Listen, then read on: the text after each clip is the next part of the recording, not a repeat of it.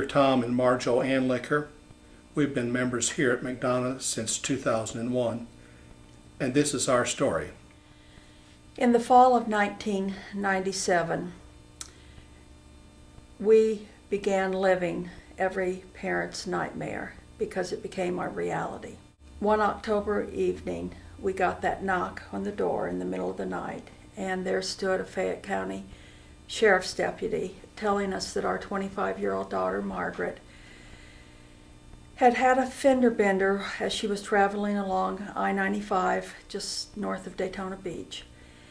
And as she was standing along the road, a tractor-trailer truck hit her, being driven by a driver who wasn't paying attention, and that Margaret had been killed.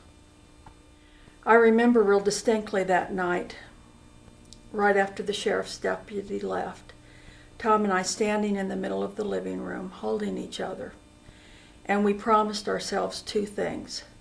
First of all, that we wouldn't let this event destroy our marriage, as it does with so many people who lose children.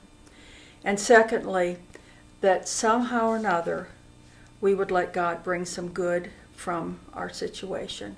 What I've told very few people is that several months before that, I had begun having the nagging feeling, just kind of wondering, is this religion stuff all real, or am I just playing church? Do I really, really believe that God is real and that He's a personal God? And suddenly that night, it all came together, and I knew beyond a shadow of a doubt that He is a loving God, even in tragedy, and that He was a personal God. And I had my answer to those nagging questions that night. What I have had to do almost immediately, and as Marjo had spoken about the activities prior to Margaret's death, I had to immediately determine whether I really did believe God. Was it true? And if I did believe Him, how was I supposed to respond? And it was automatically made known to me that there was a God and that He was there, and I felt it immediately. We called our friends, we called our minister, and it was not within an hour that we had people in our home supporting us, crying with us, and helping to reassure us. But that initial crisis was paramount in what happened in the process of being restored. When I think about what somebody can learn from our experience, I thought of something earlier today, and I just had a strong feeling that I needed to mention this, and that's that we need to keep our relationships with other people strong. You know, those last words that we speak to a loved one or to a friend can be very, very important when we lose that friend.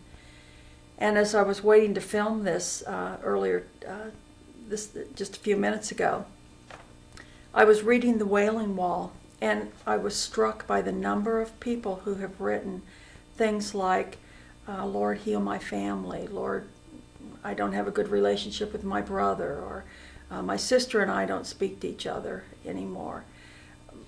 What I would just encourage people to do and to learn from our story is to keep those relationships strong.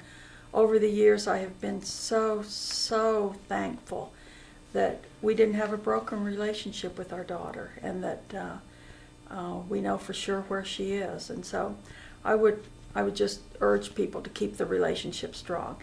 We're often put into a situation, as Marjo had said, where someone will suggest, how do you handle this? And the immediate answer is, I don't know.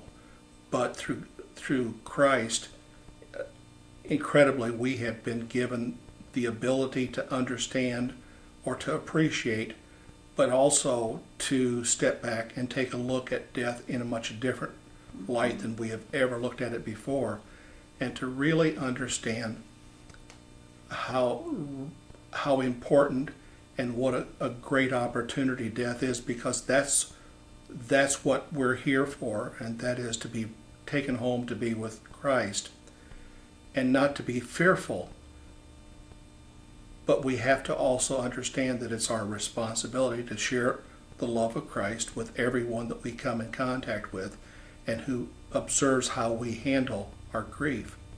So that's been an issue that has been laid upon us without having any experience. And that's a God thing. That's truly a God thing, because we didn't know how to do it before the accident that night.